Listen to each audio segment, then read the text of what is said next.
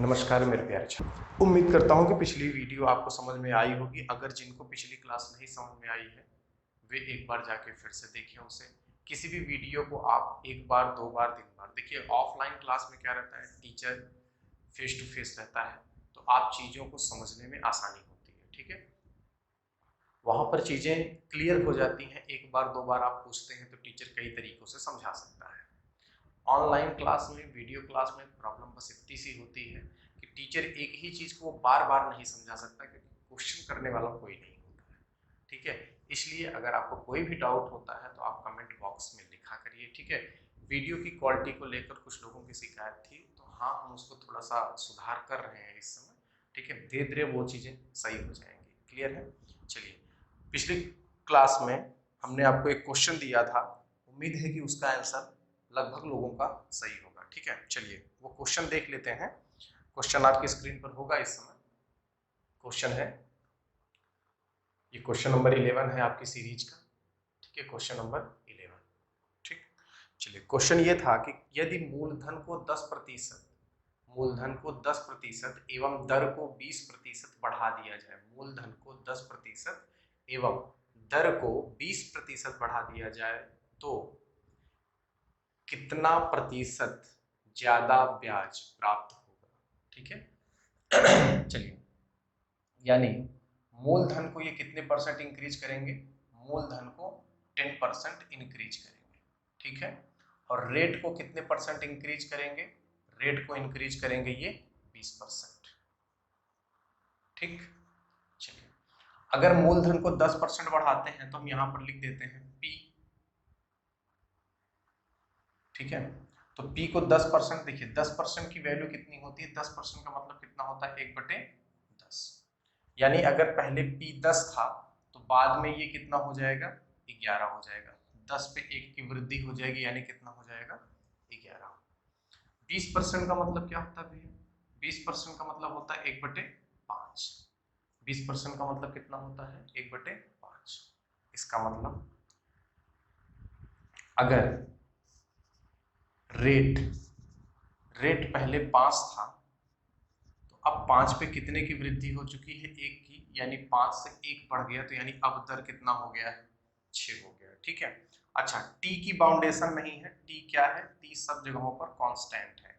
T के लिए क्या है, टी सब जगहों पर कांस्टेंट है तो टी की चर्चा नहीं करते हैं। ठीक है, इस हिसाब से आपका जो एसआई का फार्मूला होता था वो क्या होता था, पी इंटू आर इंटू में टी, ये फार्मूला होता था। ठीक है, तो आप इधर P into R into T तीनों का गुणा कर देंगे तो इसका गुणा करेंगे तो कितना हो जाएगा, 50, और इसका गुणा हो जाएगा तो कितना हो जाएगा, 11 छक्के 66, 11 छक्के 66।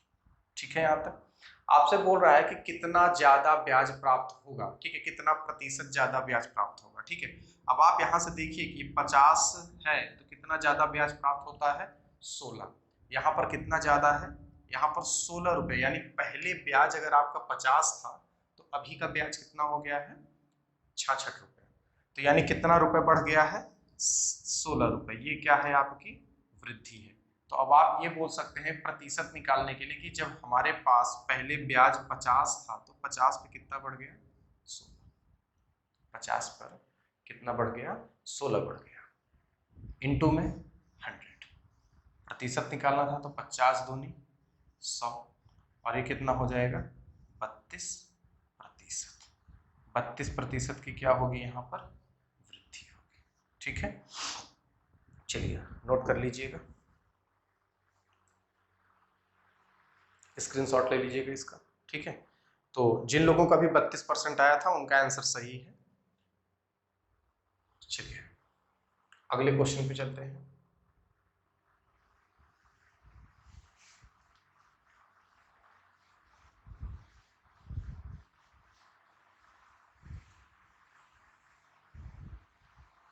अगले क्वेश्चन पे, क्वेश्चन नंबर 12।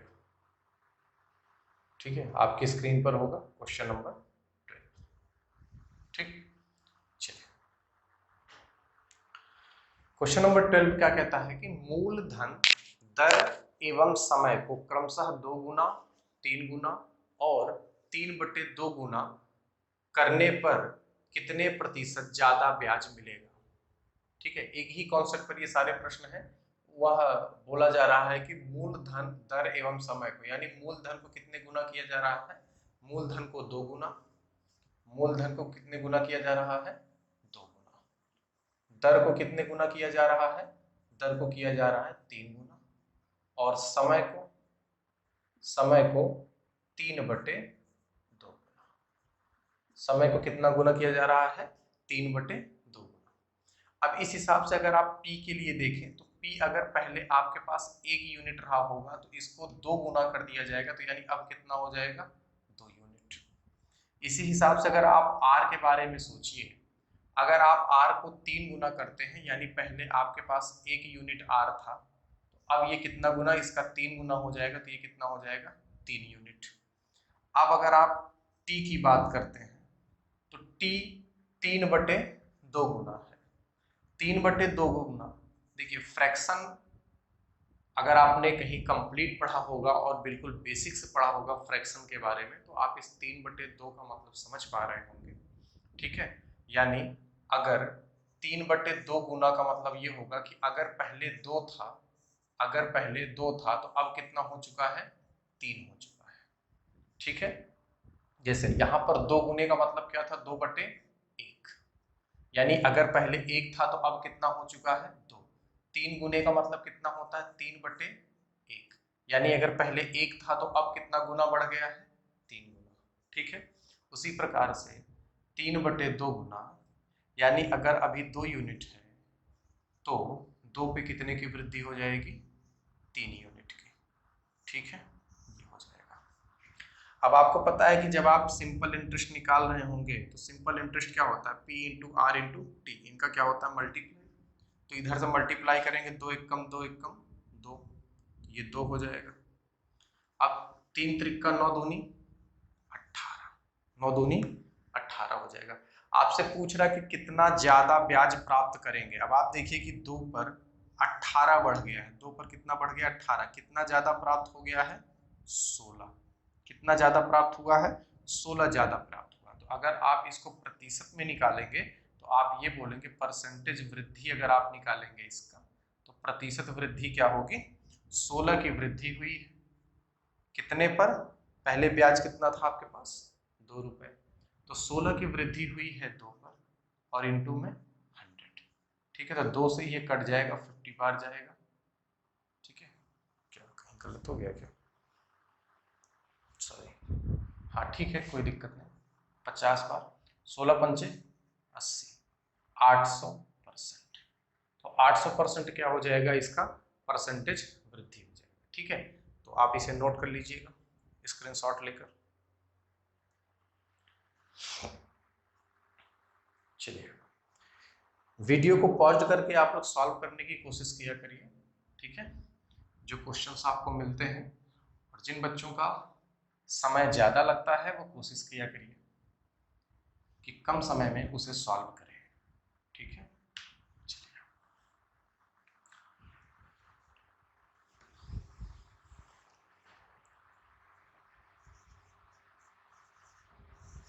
क्वेश्चन नंबर 30 इस आपकी स्क्रीन पर है, क्वेश्चन नंबर 30। ठीक है, चलिए पढ़ा जाए क्वेश्चन। तो लिखा गया है कि किसी राशि पर साधारण ब्याज की दर से 12 वर्षों में ब्याज 1500 रुपए हो जाता है। ठीक है, सवाल को पढ़ते चलिए और लिखते चलिए कि 12 वर्ष में जो ब्याज है वे कितना है, 1500 रुपए। 12 वर्ष में जो ब्याज है वो कितना है, 1500 रुपए है। 4 वर्ष के बाद, यदि प्रत्येक 4 वर्ष के बाद प्रारंभिक मूलधन को क्रमशः 10% और 25% से बढ़ा दिया जाए, तब 12 वर्षों में ब्याज क्या होगा। क्लियर है, यानी प्रश्न ये है कि 12 वर्ष में 1500 ब्याज प्राप्त होता है। आपसे ये कह रहे हैं कि यहां पर 4 ईयर, फिर यहां पर 4 ईयर, फिर यहां पर 4 ईयर, यानी हर 4 वर्ष के बाद, हर 4 वर्ष के बाद मूलधन को क्या किया जाएगा, 10% और 25% बढ़ा दिया जाएगा। ठीक है, चलिए आपको ये चीज अच्छे से पता है कि मूलधन यानी मूलधन डायरेक्टली प्रोपोर्शनल टू क्या होता है, सिंपल इंटरेस्ट। अगर आप मूलधन को बढ़ाते हैं तो इसका मतलब ये है कि आप सिंपल इंटरेस्ट को ही बढ़ा दीजिए। ठीक है, चलिए अगर यहां से देखा जाए तो 4 वर्ष का साधारण ब्याज कितना प्राप्त हो जाएगा, तो 4 वर्ष का साधारण ब्याज कितना प्राप्त हो जाएगा, 500 रुपए। 4 वर्ष का साधारण ब्याज कितना, 500 रुपए। ठीक है, क्योंकि 12 वर्ष का साधारण ब्याज कितना है, 1500। 4 वर्ष का साधारण ब्याज कितना हो जाएगा, 500। ठीक है, यहां तक समझ में आ गया होगा। अब आपको पता है कि यहाँ पर तो कोई चेंज नहीं हुआ है, यहाँ पर क्या है, नो चेंज। यहाँ पर क्या है, नो चेंज, क्योंकि शुरू का 4 वर्ष है तो यहाँ पर ब्याज कितना मिलेगा, 500। ठीक, अब यहाँ पर क्या होगा कि 10% बढ़ गया, कितने परसेंट बढ़ गया, 10% वृद्धि कर दी गई, 10% बढ़ गया। अच्छा, तो 4 वर्ष का ये 500 तो मिलेगा ही, ये 500 तो 4 वर्ष में मिलेगा ही, लेकिन 10% जो बढ़ा होगा वो भी मिलेगा, तो इसी का 10% और मिलेगा, यानी 500 का 10%, यानी 500 का 10% और मिलेगा। ठीक, यहाँ पर 4 वर्ष में क्या है, यहाँ के 4 वर्ष में ये 500 तो मिलेगा, क्योंकि हर 4 साल पर तो आपको 500 रुपए तो मिलेगा, वो तो कम नहीं होगा, एक्स्ट्रा और मिलेगा। एक बार 10% एक्स्ट्रा मिलेगा और एक बार 15% एक्स्ट्रा मिलेगा। चलिए देखते हैं फिर आगे क्या है। तो 10% की वृद्धि हुई, यहाँ पर कितने परसेंट की वृद्धि हुई है, 25% की वृद्धि हुई। तो यहाँ पर 500 तो मिलेगा ही, प्लस और कितना मिलेगा, प्लस और 500 का कितना मिलेगा, 25% मिलेगा, 500 का 25% मिलेगा। अब इन सभी वैल्यू को जोड़ देंगे, ये हो जाएगा 500 प्लस ये हो जाएगा 500 प्लस 500 का 10% कितना हो जाएगा, 50 प्लस, ठीक है, ये 500 प्लस अब 500 का 25%, ठीक है, कितना हो जाएगा, 125। अब आप सबको जोड़ देंगे तो 5 5 10 5 3 15 15 1 1600 और 1675 रुपए। तो कितना आ जाएगा फाइनल इसका वैल्यू, फाइनल इसकी वैल्यू कितनी आ जाएगी, 1675 रुपए। ठीक है, इसकी फाइनल वैल्यू कितनी आ जाएगी, 1675 रुपए। ठीक है, चलिए एक बार स्क्रीनशॉट आप ले लीजिएगा। बहुत ही सिंपल क्वेश्चन है, आप लोग बस थोड़ा सा ध्यान लगाएंगे और जो कॉन्सेप्ट आपको सिखाया गया है, सिंपल इंटरेस्ट जितना सिंपल है वैसे उसका नाम भी है कि सिंपल इंटरेस्ट है। ठीक है, चलिए आगे बढ़ते हैं।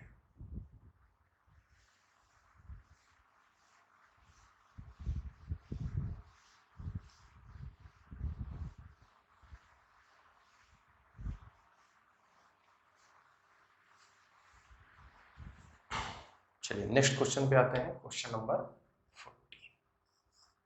ठीक, क्वेश्चन नंबर 14 क्या है, दिया गया है कि अमन 2 लाख रुपए 12% वार्षिक साधारण ब्याज की दर पर 1 वर्ष के लिए निवेश करता है।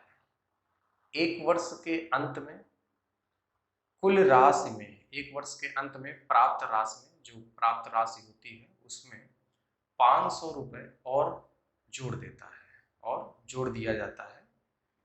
उसने उसे 13% वार्षिक साधारण ब्याज की दर पर पुनः निवेश किया, तो दूसरे वर्ष के अंत में उसे कितना ब्याज प्राप्त होगा। ठीक है, चलिए सवाल क्या है कि अमन है वो 2 लाख रुपए, ठीक है, 2 लाख रुपए 12% वार्षिक साधारण ब्याज की दर पे जमा करता है। कितने प्रतिशत के, 12% वार्षिक साधारण ब्याज की दर पे जमा करता है। ठीक है, 1 साल के लिए। अच्छा, इसको 2 तरीकों से मैं पहले समझा रहा हूं। पहले एक तरीका फर्स्ट देख लेते हैं, फर्स्ट देख लेते हैं। अगर 2000 रुपए 12% की दर से जमा करता है, यानी उसका क्या है, पी है 2 लाख रुपए, आर है 12% और टी कितना दे रखा है 1। तो यहां पर 1 वर्ष के अंत में जो प्राप्त राशि है वो क्या होती है, प्राप्त राशि होती है मिश्र धन। ठीक है, जो प्राप्त राशि होती है, जब भी आपको सवाल में ये बोला जाए कि 2 वर्ष बाद कोई धनराशि इतनी हो जाती है, इतनी प्राप्त होती है, अगर कुछ इस तरीके के लैंग्वेज आते हैं तो इनका मतलब ये होता है कि ये मिश्र धन दिए गए हैं। ठीक है, चलिए, तो प्राप्त राशि मिश्र धन आपको निकालना है। मिश्र धन बराबर क्या होता है, मूलधन प्लस एसआई। ठीक है, अब यहां से अगर आप सिंपल इंटरेस्ट निकालना चाहेंगे तो सिंपल इंटरेस्ट कितना आएगा, यही आ जाएगा 2 लाख, 2 लाख का 12%। टाइम अगर देखेंगे तो 1 ईयर का है, तो उसको ऐसे लिख देंगे, 2 जीरो से 2 जीरो कट जाएगा, यानी कितना हो जाएगा 24,000। ठीक है, अब यहां से जब आप अमाउंट निकालेंगे, यानी प्राप्त राशि को ही क्या कहते हैं, अमाउंट कहते हैं। जब आप अमाउंट निकालेंगे तो 2 लाख ये हो जाएगा प्लस 24,000 ये हो जाएगा। ठीक है, तो इस हिसाब से टोटल कितना हो जाएगा, ठीक है, 2,24,000।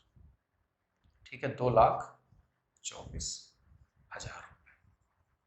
ठीक, अब उन्होंने बोला कि 500 रुपए आप और ऐड कर देंगे, तो प्लस इसमें 500 रुपए अगर आप और ऐड कर देंगे तो ये वैल्यू, प्लस इसमें 500 रुपए आप और ऐड कर देंगे तो ये वैल्यू कितनी हो जाएगी, 500 रुपए और लेकर 2,24,000 और ये 500।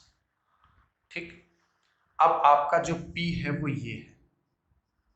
अब आपका जो अगला वर्ष होगा, जो दूसरा वर्ष स्टार्ट होगा, उसके लिए P क्या है, 2,24,500 रुपए। ठीक है, अब इसको क्या करता है, वो 13% के रेट पर दे देता है, यानी 2,24,000, 2,24,500, 2,24,500 को 13% के रेट पर दे देता है, यानी 13% की रेट पर दे देगा। ठीक है, अब आपसे यहाँ सिंपल इंटरेस्ट पूछता है, तो पी हो गया, आर हो गया, और टी का मतलब कितना है, 1 वर्ष के लिए। तो ये 2 जीरो से 2 जीरो कट जाएगा, 13 पचे 65 की 5 हासिल लगे 6। आप विकल्प चेक कर लीजिए, विकल्प डी है, क्योंकि लास्ट इकाई का अंक सिर्फ 5 विकल्प डी में मिलता है। आप इसका मल्टीप्लाई कर लेंगे तो 29185। ठीक है, ये इसका आंसर हो जाएगा, 29185 मल्टीप्लाई कर लेंगे तो ये इस सवाल का आंसर हो जाएगा। ठीक है, सिंपल इस सवाल में कुछ नहीं करना था, मैं एक बार फिर से आपको रिपीट कर देता हूँ कि मूलधन 2000 दे रखा था, आर दे रखा था 12% और पहले वर्ष का मतलब 1 साल। तो इस हिसाब से जो मूलधन आपको जो मिश्र धन आपको प्राप्त होगा वह हो जाएगा P प्लस SI। P की वैल्यू पहले आप SI निकाल दीजिएगा, 2 लाख का 12% के रेट से 24,000 SI हो जाएगी, और फिर आपको अमाउंट निकालना था तो 2 लाख में 24,000 आपको जोड़ देना होगा। ठीक है, तो ये हो जाएगा 2,24,000। फिर आपसे बोला है कि आप वर्ष के अंत में 500 रुपए और जोड़ दिया जाता है, तो जब आप 500 रुपए और जोड़ देंगे तो जो आपका अब मूलधन हो जाएगा अगले वर्ष के लिए, जो मूलधन होगा वो हो जाएगा 2,24,500। और ये जो मूलधन है वो 13% के लिए लगाया जाता है, तो 13% के लिए जब आप इसे लगाएंगे तो 2,24,000 का 13%, और ये 1 साल के लिए ही लगाया जाता है, क्योंकि 2 साल के अंत में पूछता है, तो 1 साल तो यहाँ पर हो गया 1 वर्ष, और 1 वर्ष यहाँ पर हो गया, तो कुल मिलाकर आपको सिंपल इंटरेस्ट कितना मिलेगा, 29,185 रुपए। ठीक है, आप लोग इसका स्क्रीनशॉट ले लीजिएगा।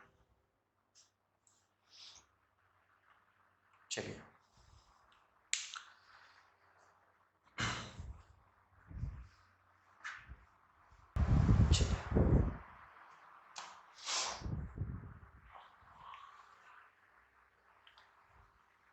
Question number 15। ठीक है, चलिए, क्वेश्चन नंबर 15 क्या है, आपकी स्क्रीन पर दे रखा है क्वेश्चन नंबर 15, आप देखिए इसे। लिखा गया है कि एक व्यापारी 6% वार्षिक साधारण ब्याज की दर से कुछ राशि निवेश करता है, 3 वर्ष के बाद उसे 900 रुपए ब्याज प्राप्त होता है। यदि चक्रवृद्धि ब्याज प्रत्येक वर्ष संयोजित होता है तो वह उसी राशि पर उसी दर से उतने ही समय में कितना अधिक ब्याज प्राप्त करेगा। चलिए सवाल थोड़ा सा चेंज है, ये सवाल कंपाउंड इंटरेस्ट पर है, ठीक है, ये सवाल जो है कंपाउंड इंटरेस्ट पर, ठीक है। चलिए इसको थोड़ा सा समझना पड़ेगा क्या होता है कंपाउंड इंटरेस्ट, मैं थोड़ा सा डिस्कस कर लेता हूँ, बाकी जब कंपाउंड इंटरेस्ट पढ़ाऊंगा तो आपको चीजें और अच्छे से क्लियर हो जाएंगी, ठीक है। चलिए कंपाउंड इंटरेस्ट क्या होता है वो जरा समझना, मैं एक लाइन में समझा दूं। जैसे सपोज करिए कि अगर आप फर्स्ट ईयर आपने मूलधन कहीं लगाया था, तो दूसरे वर्ष जब आप सेकेंड ईयर में एंट्री करेंगे, जब आपके पास सेकेंड ईयर आएगा तो सेकेंड ईयर में ये पी होगा और प्लस इसी पी का क्या होगा, ब्याज होगा, ठीक है। और ये ब्याज कैसा होगा, ये ब्याज होगा साधारण ब्याज। ये ब्याज कैसा होगा, साधारण ब्याज, ठीक। अब ये क्या है, अमाउंट है, ये क्या है, अमाउंट कहाँ का, पहले वर्ष का ये मिश्र धन है, ये पहले वर्ष का क्या है, मिश्र धन। लेकिन जब इसी पैसे को अब आप दूसरे वर्ष लगाते हैं, जैसे पहली सवाल में ये था ना कि पहले वर्ष में 2 लाख रुपए को आपने लगाया, फिर वहां से 500 रुपए और बढ़ाकर फिर लगा दिया, तो उसी वही था कंपाउंड इंटरेस्ट, उसी पैटर्न को कंपाउंड इंटरेस्ट कहते हैं, ठीक है। तो अभी आपने क्या किया है कि आपके पास मूलधन था पी, पी पे आपने दर लगाकर पी और साधारण ब्याज इसको प्राप्त किया, और ये एक साल के अंत में आपने प्राप्त किया, तो एक धन, इसे क्या बोला जाता है, मिश्र धन, ठीक है, मिश्र धन, ठीक। अब ये जो मिश्र धन है वो पहले साल के अंत में होता है, लेकिन इसी मिश्र धन को क्या बोलते हैं, मूलधन। इसी मिश्र धन को क्या बोलते हैं, मूलधन। कितने, दूसरे वर्ष का, ये दूसरे वर्ष का क्या है, मूलधन है। अब ये मूलधन लगेगा तीसरे वर्ष के लिए, किसके लिए लगेगा, थर्ड ईयर के लिए लगेगा। तो यहां पर क्या मिलेगा वो जरा समझना आप ध्यान से। जब तीसरे वर्ष आप जा रहे होंगे तो आप पर पी रहेगा प्लस पी पे साधारण ब्याज रहेगा, ठीक है। ये पी पर ब्याज होगा, पहले तो ये पी रहेगा और पी का जो होगा वो साधारण ब्याज होगा, फिर इस साधारण ब्याज पर फिर से एक साधारण ब्याज होगा, ठीक है। मेरा कहने का मतलब ये है कि अब जो रेट लगेगा वो रेट इस पूरे पर लगेगा, किस पे लगेगा, इस पूरे पर लगेगा, ठीक है। तो उसे हम क्या बोलेंगे, साधारण ब्याज बोलेंगे, मतलब सॉरी कंपाउंड इंटरेस्ट बोलेंगे। जैसे कि एग्जांपल्स अगर मैं आपको समझाऊं, जैसे सपोज करिए कि मेरे पास 5,000 रुपए है, मैं इसे एक बार रफ करके आपको समझाता हूं कि अगर सपोज करिए कि मेरे पास पी था 5,000 रुपए और मैंने इसे 10% के लिए ब्याज पर दे दिया, ये फर्स्ट ईयर था, ये सेकेंड ईयर है। तो पहले वर्ष के अंत में मुझे यहाँ पर क्या मिलेगा, तो ये 5,000 तो मिलेगा ही, 5,000 और प्लस इसका 10% यानी कितना और मिलेगा, इसका 10% कितना मिलेगा, 500, ठीक है, इतना मिल जाएगा। ये क्या है, ये तो आपका मूलधन है और ये क्या है, साधारण ब्याज। जब आप थर्ड ईयर में जाएंगे तो यहां पर जो ब्याज मिलेगा, पहले तो ये 5,000 तो आएगा ही, ठीक, फिर 5,000 का 10% कितना आ जाएगा, 500, 5,000 का 10%, फिर ये 500, क्योंकि ये भी कितना होगा, ये भी कितना होगा 10%, ठीक है। चलिए तो पहले तो 5,000 अपनी जगह रहेगा, फिर 5,000 का 10%, फिर ये 500 का भी 10%, तो यहाँ 500 का भी 10% कितना हो जाएगा, 50 रुपए, ठीक है।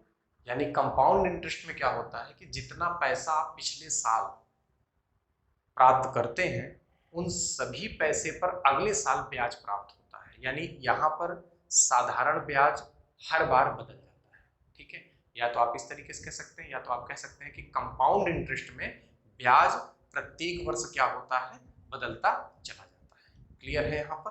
चलिए, कंपाउंड इंटरेस्ट में जो आपका मूलधन है वे परिवर्तित हो जाता है। अब इस सवाल में क्या कह रखा है वो जरा समझना, क्योंकि जिन बच्चों को नहीं समझ में आया, जब कंपाउंड इंटरेस्ट पढ़ाया जाएगा तो आप वहां पर देखेंगे चीजें बहुत अच्छे से क्लियर हो जाएंगी, थोड़ा सा डिटेल में चलेंगे वहां पर।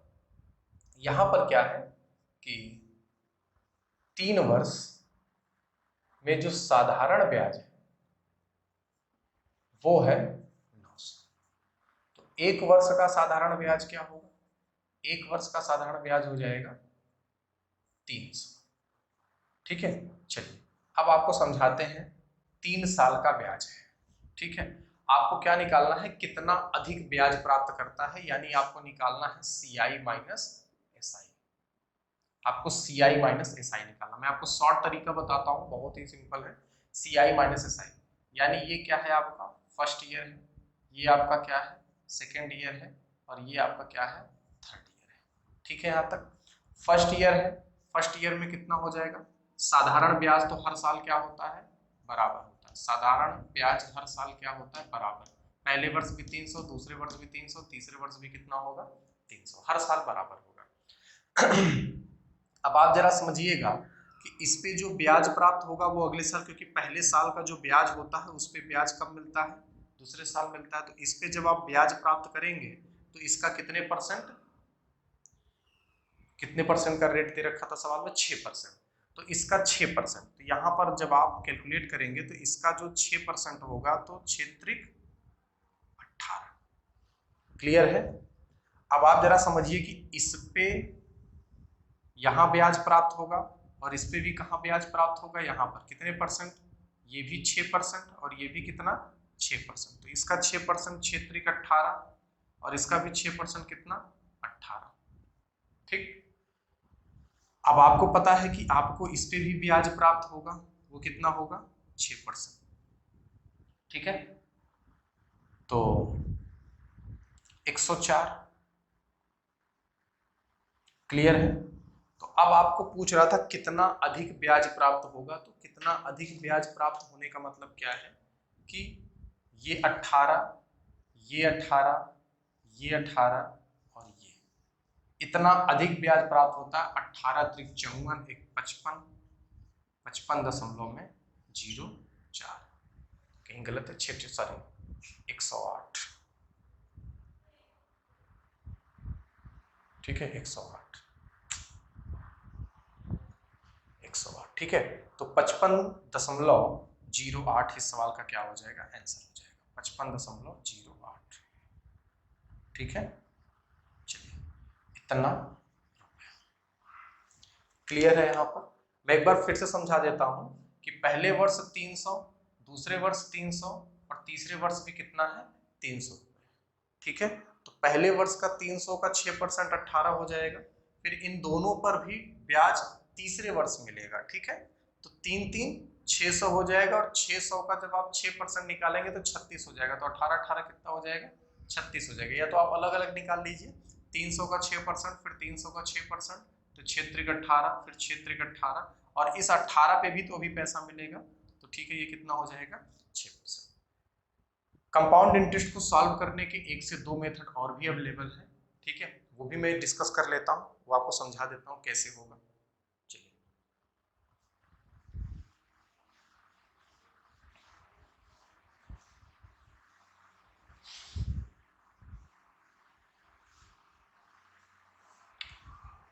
अगला क्वेश्चन देखते हैं, क्वेश्चन नंबर 16। ठीक है, क्वेश्चन नंबर 16 आपकी स्क्रीन पर है, आप उसे सॉल्व करने की कोशिश करिए।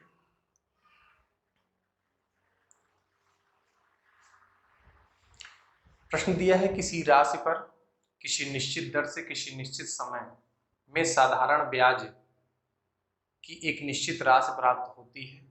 यदि मूलधन को 25% कम कर दिया जाए, मूलधन को क्या कहते हैं? मूलधन को 25% कम कर देते हैं।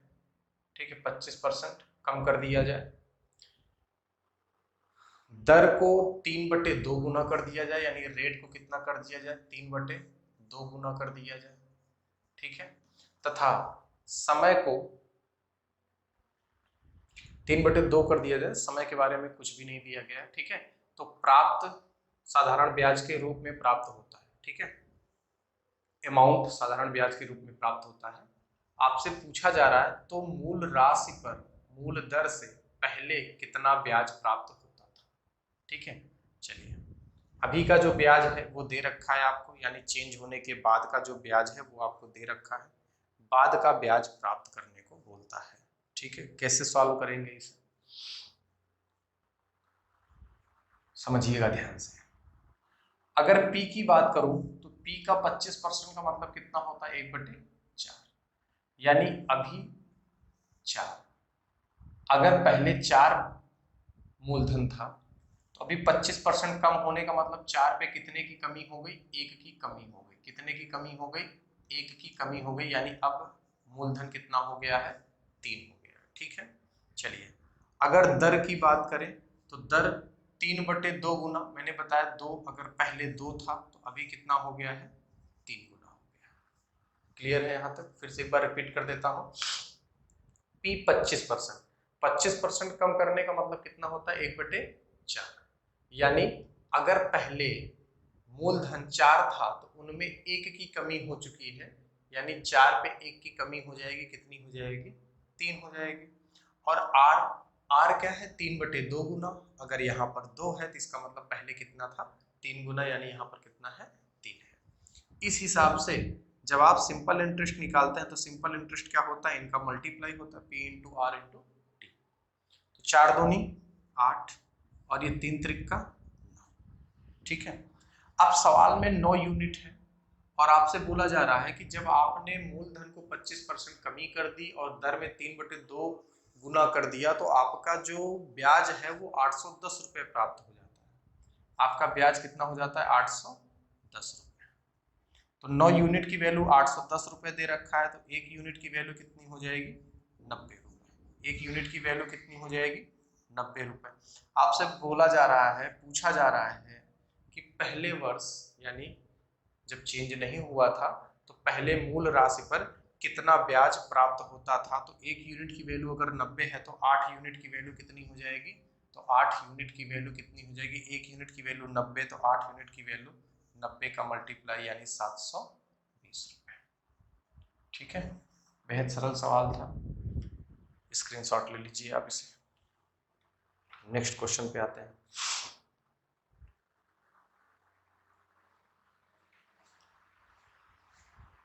चलिए,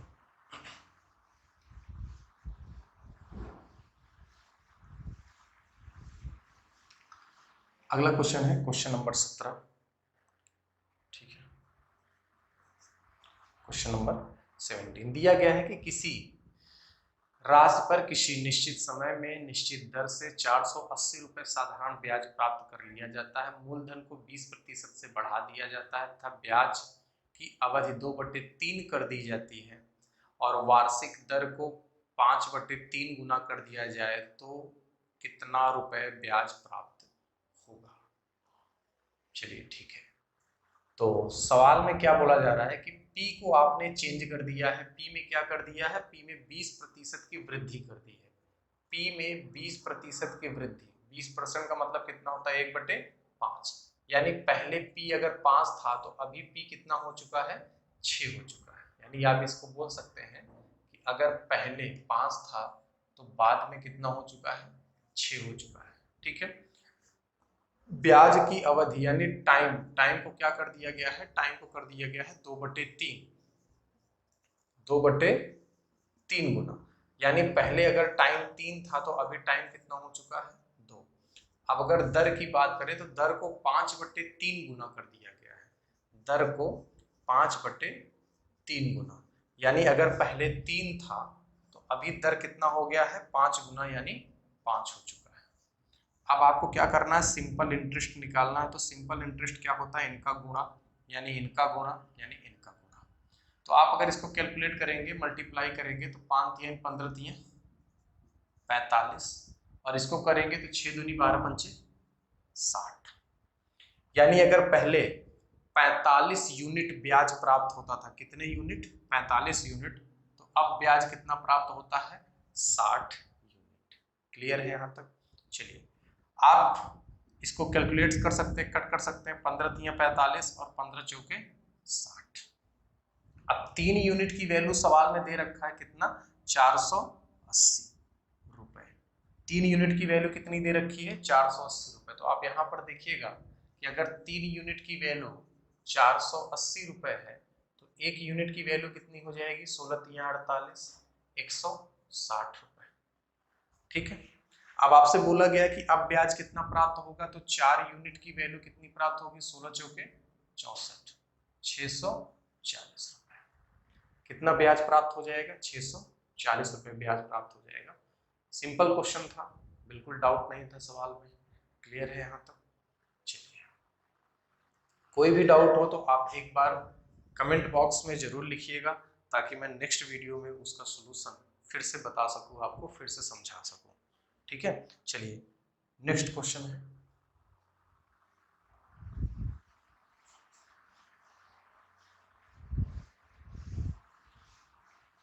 बिल्कुल घबराने की आवश्यकता नहीं है। सवाल आप किसी भी वीडियो को एक बार दो बार जब आप देखेंगे तो वो क्वेश्चन आपको जरूर समझ में आएगा। ठीक है। क्योंकि जब आप पहली बार मैथ देख रहे होते हैं, जिन बच्चों का बेसिक मैथ स्ट्रांग नहीं है, जिन्होंने शुरू से मैथ पर वर्क नहीं किया है, तो कहीं ना कहीं उन्हें थोड़ी बहुत प्रॉब्लम जरूर आती है। ठीक है। लेकिन अगर आप थोड़ा भी मेहनत कर लेंगे, क्योंकि चीजें सरल हैं, बहुत ज्यादा कठिन नहीं है, आपको बहुत हाई लेवल नहीं पढ़ना है, आपको उतना ही पढ़ना है जितना आपके एग्जाम में आता है। ठीक है। क्योंकि किसी भी सब्जेक्ट का कोई अंत नहीं होता है। ठीक है। आप जितना पढ़ते जाएंगे आप उसके बारे में उतनी चीजें जानते चले जाएंगे। ठीक है।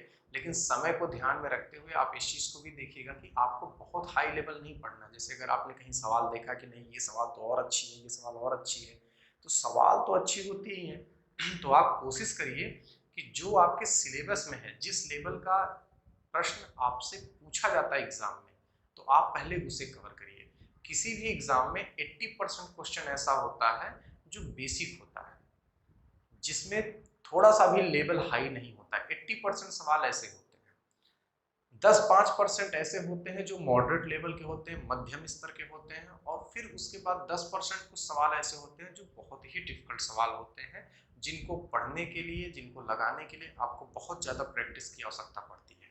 बहुत अच्छे अच्छे कॉन्सेप्ट होने चाहिए आपके पास। ठीक है।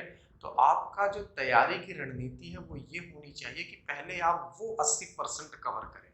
ठीक है। पहले ही हाई लेवल सवालों पर मत भागिए। पहले आप जो सरल प्रश्न है, जो नॉर्मल लेवल के क्वेश्चन है, जो बेसिक है, पहले आप उन पे अपनी पकड़ बनाइए और कोशिश करिए कि वो क्वेश्चन आपसे बहुत जल्द सॉल्व हो सके। अब ऐसा नहीं कि आप उसमें भी खूब ढेर सारा समय लगा दीजिए कि एक सवाल में आपने 4 मिनट 5 मिनट लगा दिए। तब जब बड़ी सवालें आएंगी तो फिर आप उसे सोच भी नहीं पाएंगे। क्योंकि बड़ी सवालें बनती कैसे हैं, बड़ी सवालें बनती हैं जो छोटे छोटे छोटे छोटे सवाल होते हैं, जो इनके कॉन्सेप्ट होते हैं, इन्हीं कॉन्सेप्ट को मिक्स करके एक बड़ी सवाल बना दी जाती है। ठीक है। ताकि आप उलझ जाएं। तो इसलिए आपको, जब आपको छोटे क्वेश्चन, छोटे कॉन्सेप्ट आपके क्लियर रहेंगे, तो आप बड़े सवाल बड़े आराम से लगा लेंगे। ठीक है। चलिए नेक्स्ट क्वेश्चन पे आते हैं। क्वेश्चन नंबर 18 है आपके सामने। 18, आशीष 15,000 रुपए 12% वार्षिक दर पर दूसरी राशि 15% वार्षिक दर पर 2 वर्षों के लिए कर्ज लिया। यदि उसने कुल 9,000 रुपए का साधारण ब्याज भुगतान किया हो तो कुल कितनी राशि प्राप्त होगी। ठीक है। चलिए एक बार वीडियो पॉज करके आप क्वेश्चन को सॉल्व करने की कोशिश करिएगा। चलिए, उम्मीद किए कि आपने क्वेश्चन को पॉज करके सॉल्व किया होगा। मैं एक बार आपको रिपीट करता हूँ। आशीष हैं जो 2 धनराशि लेते हैं। ठीक है। तो जो उनका जो पी है वो एक तो है कितना, 15,000, और एक पी आपको नहीं पता, ये आपको नहीं पता। ठीक है। अब इस 15 पर 2 वर्ष के लिए, और कितने परसेंट रेट है, 12%, 12% का रेट लगता है। तो यहां पर जो सिंपल इंटरेस्ट प्राप्त होगा वो क्या होगा, 15,000 का 12 दूनी 24%। तो वैल्यू कैलकुलेट कर लेंगे आप यहां से, 0, 15 चौके 60, 6, 15 दूनी 24, 6 30। ठीक है, कुछ ऐसा ही 12% के रेट से तथा दूसरी राशि पर 15% का रेट है। ठीक है, इस पे कितने परसेंट का रेट है? 15% का रेट है और कितने वर्ष का है? 2 वर्ष का है। ठीक, चलिए अभी चर्चा करते हैं। तो P पर 15,000 पर 2 वर्ष का 12% लगा देंगे तो 12% का टोटल 24% हो जाएगा। अब अगर आपका 24% हो जाएगा तो 15,000 का 24%, 2 जीरो कट जाएगा, 0, 15 चौके 60 के 0, 6 और 15 दूनी 30 और 6 36। ठीक है, ये प्लस यहाँ पर जो SI प्राप्त होगा, मान लेते हैं ये SI x है और टोटल जोड़ने के बाद ये वैल्यू कितनी आ जाएगी? 9,000। ये टोटल वैल्यू कितनी आ जानी चाहिए थी? 9,000। ठीक है, ध्यान दीजिएगा, इसका जो सिंपल इंटरेस्ट होगा और इसका जो सिंपल इंटरेस्ट होगा, दोनों को जोड़ने के बाद वैल्यू कितनी आनी चाहिए? 9,000 आनी चाहिए। तो इसका तो 3600 है, इसमें x जोड़ दिया तो कितना आ गया? 9,000। तो ये x की वैल्यू कितनी आ जाएगी? आप 3600 को उधर ले जाकर माइनस कर देंगे। ठीक है, जब 3600 को आप माइनस कर देंगे तो वैल्यू कितनी आ जाएगी आपके पास? 5400। वैल्यू कितनी हो जाएगी? 5400 रुपए। तो आपको ये वैल्यू निकालनी होगी। तो आपको ये पता होगा कि SI बराबर क्या होता है? P into R into T divide by 100। SI आपके पास कितना आ गया है? 5400 बराबर P इंटू R कितना दे रखा है? 15% और इंटू T कितना दे रखा है? 2 और बटे 100। ठीक, ये 2 जीरो से ये 2 जीरो कट जाएगा। क्लियर है यहाँ तक? और 15 दूनी 30, 3, कहीं पर कुछ मिस्टेक, सॉरी गलत कर दिया हमने, ये वैल्यू कटेगी नहीं, 5400 और ये 100। ठीक है, तो ये हो जाएगा बराबर P इंटू 30।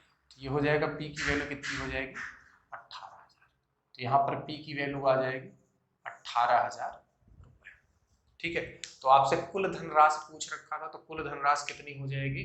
15,000 यहाँ, 18,000 यहाँ पर, तो ये कितना हो जाएगा? 33,000 रुपए। तो ये वैल्यू कितनी हो जाएगी? 33,000 रुपए। ठीक है, मैं एक बार फिर से बता देता हूँ, 15,000 रुपए पर 2% 12 वर्ष, 2 वर्ष के लिए 12%, तो टोटल SI यहाँ से कितनी आ जाएगी? 3600। 3600 में इस पार्ट की SI यानी जो दूसरा धन था उस पर भी 2 वर्ष का 15% जब आप निकालेंगे तो कितना आ जाएगा? x आ जाएगा। अब इन दोनों को जब आप जोड़ेंगे तो ये 9,000 के बराबर होगा। तो यहाँ से x की वैल्यू कितनी आ जाएगी? 5400 हो जाएगी। ठीक है, अब x की वैल्यू 5400 हो जाएगी तो आपको ये मूलधन निकालना है। तो आपको यहाँ से SI बराबर PRT अपॉन 100 करते हुए तो P की वैल्यू आप 18,000 निकाल देंगे और टोटल धनराशि आपको 3300 पूछा था, सॉरी 33,000। ठीक है, चलिए यहां से सॉल्व करने का एक तरीका मैं आपको और समझा देता हूं, मिटाकर एक तरीका और समझाता हूं। चलिए आप यहां पर देखेंगे, यहां पर जो टोटल रेट है वो कितना है? 30%। तो इसका मतलब ये हो जाएगा कि 30%, 15 दूनी 30, तो 30% की वैल्यू कितनी हो जाएगी? 5400। तो ये बताइए 10% की वैल्यू कितनी हो जाएगी? 10% की वैल्यू हो जाएगी 1800। ठीक है, 30% की वैल्यू अगर 5400 है, 15 दूनी 30, क्योंकि ये जो परसेंटेज होता है वही तो क्या होता है? साधारण ब्याज होता है। ठीक है, जैसे आपने बोला कि 20% जो टोटल रेट होता है, टोटल रेट परसेंटेज ही क्या होता है? साधारण ब्याज होता है। ठीक है, तो आपने यहाँ पर देखा 20 दूनी 30, यानी मूलधन का 30% क्या होगा? ब्याज होगा। मूलधन का 30% क्या होगा? साधारण ब्याज होगा। तो 30% का मतलब कितना? 5400। तो 10% की वैल्यू कितनी आ जाएगी? 1800। तो ये बताइए 100% की वैल्यू कितनी हो जाएगी? 18,000। तो 100% की वैल्यू ये कितनी हो गई? 18,000। दोनों को जोड़ देंगे 15,000 और 18,000, तो वैल्यू कितनी आ जाएगी? 33,000। ठीक है, चलिए ये सेकंड तरीका था, इस तरीके से भी आप सॉल्व कर सकते थे, नोट कर लीजिएगा। ठीक, देखिए एक क्वेश्चन को सॉल्व करने के एक से अधिक अप्रोच होते हैं। ठीक है, डिपेंड ये करता है कि आपके एग्जाम में आपको कौन सा अप्रोच दिमाग में हिट करता है। ठीक है, आपने एक से 2-3 तरीके किसी क्वेश्चन को पढ़ रखे हैं, लेकिन एग्जाम में जो आपको उचित लगेगा आप उसी को सॉल्व करेंगे।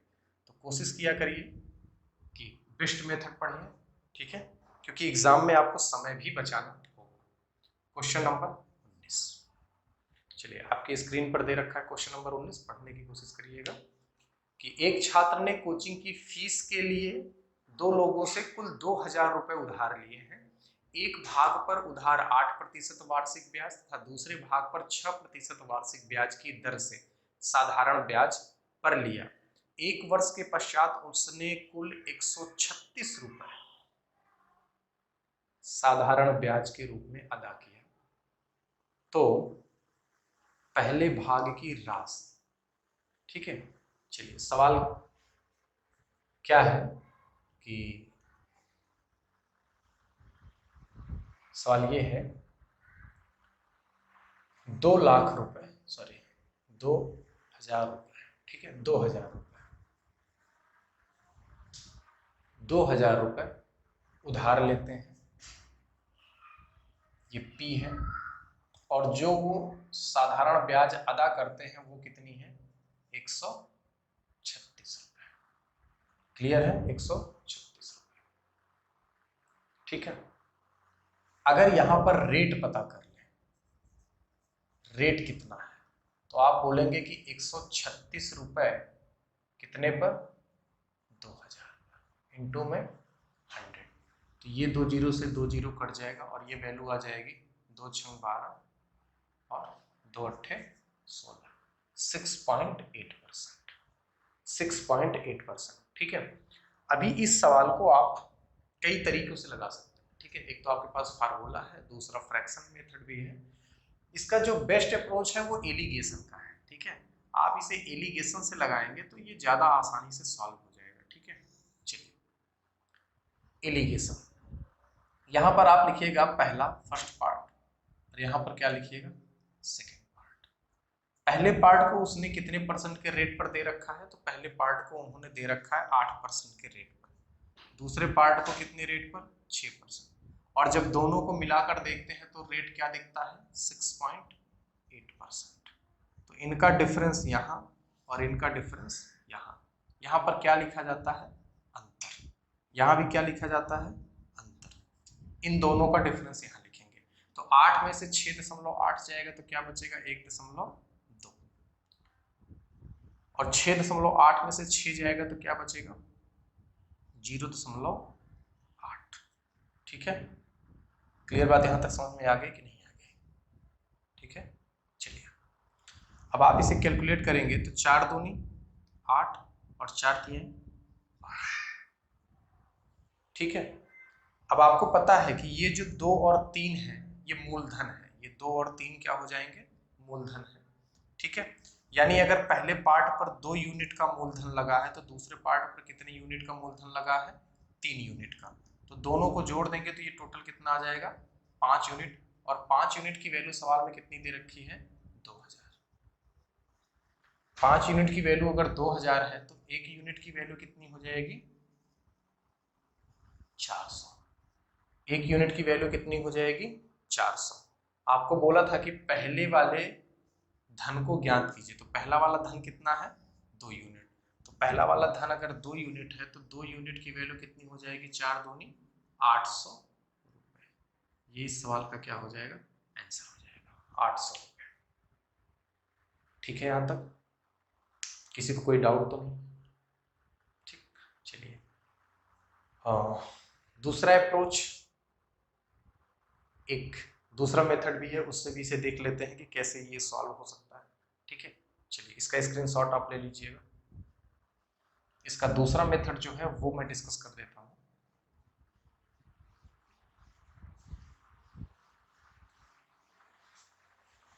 चलिए सेकंड मेथड इसका है,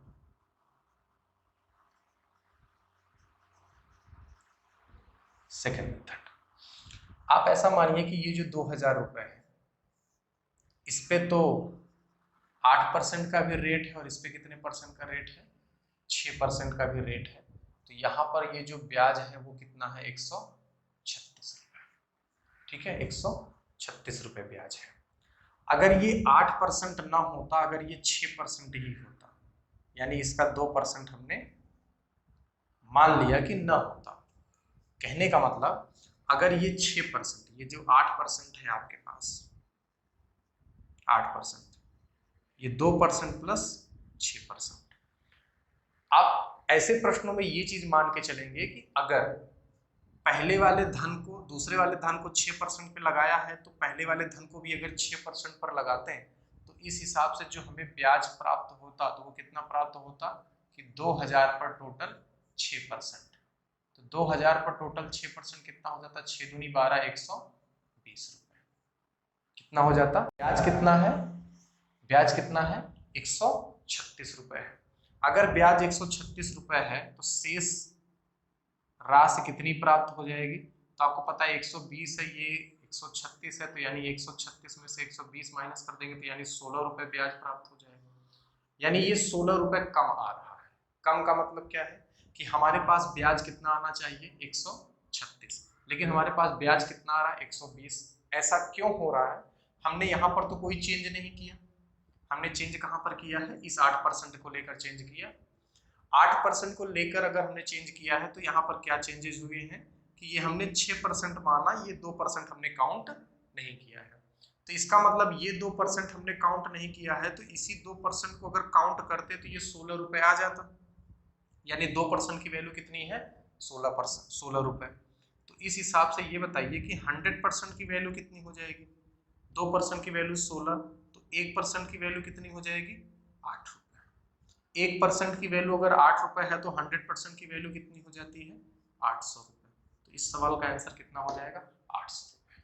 ठीक है, तो आप इस तरीके से भी इस सवाल को समझ सकते हैं। बाकी दूसरा तरीका, इसको फार्मूले से भी लगा सकते थे आप, P और 2000 माइनस P, यानी पहली धनराशि आप P मान लेते हैं, पहली धनराशि आप P मान लेते हैं और दूसरी धनराशि कितनी मान लेते हैं 2000 माइनस P, और एक बार इस पे साधारण ब्याज लगा देते, एक बार इस पे साधारण ब्याज लगा के दोनों को ऐड कर देते, जोड़ देते, और वैल्यू कितने के बराबर 136 के बराबर, तो भी आपका आंसर आ जाता वहां से भी। ठीक है, चलिए नेक्स्ट क्वेश्चन पे आते हैं।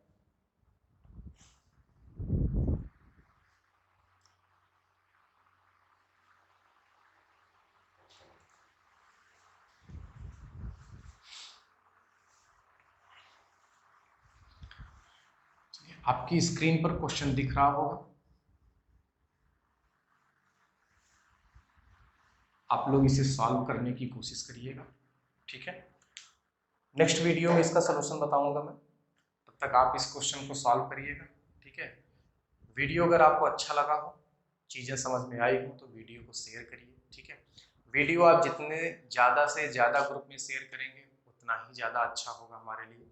ठीक है, जब आप वीडियो को लाइक करते हैं और उस पर कुछ कमेंट करते हैं तो हमारे टीम को भी प्रोत्साहन मिलता है कि हाँ चीज़ें अच्छी होती हैं, तो उन पे वर्क करने में उत्साह बढ़ता है। ठीक है, तो आप लोगों से निवेदन है कि आप हमारी टीम का उत्साह बढ़ाइए। ठीक है, जो कमियां हो आप उन्हें कमेंट करके या टेलीग्राम ग्रुप को ज्वाइन करके वहां पर सुझाव दिया जा सकता है। हम वहां पर हर एक सुझाव पर वर्क करेंगे कि चीज़ें कितनी बेहतर से बेहतर हो सकती हैं। ठीक है, नमस्कार। ये वीडियो समझ में आया तो लाइक करिएगा, सब्सक्राइब करिएगा और अपना ध्यान रखिएगा, घर पे रहिएगा, घर से बाहर बहुत ही ज़रूरी काम हो तभी आप निकला करिएगा। ठीक है, नेक्स्ट वीडियो में मिलते हैं, इसका सलूशन वहीं पर बताया जाएगा। कमेंट बॉक्स में आप लोग जिनका आंसर आ जाएगा वो कमेंट कर देना। ठीक है, मिलते हैं नेक्स्ट वीडियो में, नमस्कार।